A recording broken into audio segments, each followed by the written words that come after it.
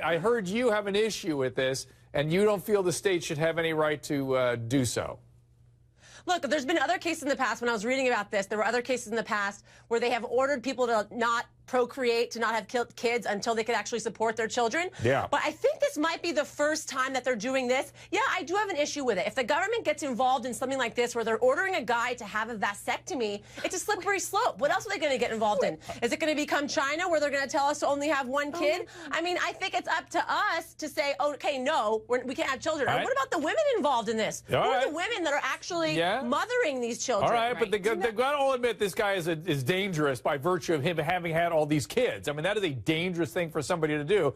Now, critics like Yasmin evoke the idea of Virginia's dark history of forced sterilization. 8,000 people have been sterilized in Virginia long ago who were deemed genetically deficient, and this included minority and mentally disabled people. But Anahita, as egregious as that was, you say this is different because this is a negotiated plea where he's saying, I'll take it so I don't get so much time in jail. Exactly, Dr. Drew. And to correct your first guest that was on, earlier, Yasmin, this is not something the state is sanctioning here. Okay, the comparison to forced sterilization is quite frankly stupid because this is an agreement. He's volunteering to have a vasectomy in exchange for getting 5 years cut off of his sentence. He could say no. He could say, you know what, forget it. I'll serve the 5 years. He's doing this voluntarily. A vasectomy is reversible, and one of the conditions says after his probation is over, he can get it reversed. So the slippery slope argument about, oh, what do we do with the women? All right, let's get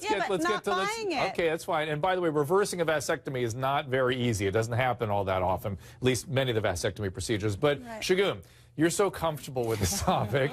What about? Well, and I think you're more interested actually in something called an orchiectomy, where we actually remove the testes, not just the vasectomy, where we shut the testes down. But that's Shagun, though. I mean, but he goes all the way with this. But my question is this: can you not understand the queasiness we all have given the history of this sort of intervention?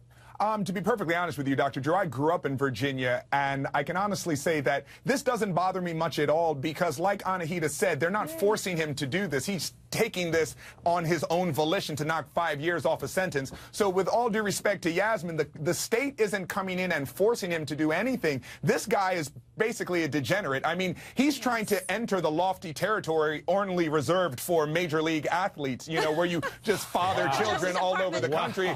And the last time I checked, I didn't see him, I did not see him on SportsCenter, so he's no athlete I'm familiar with.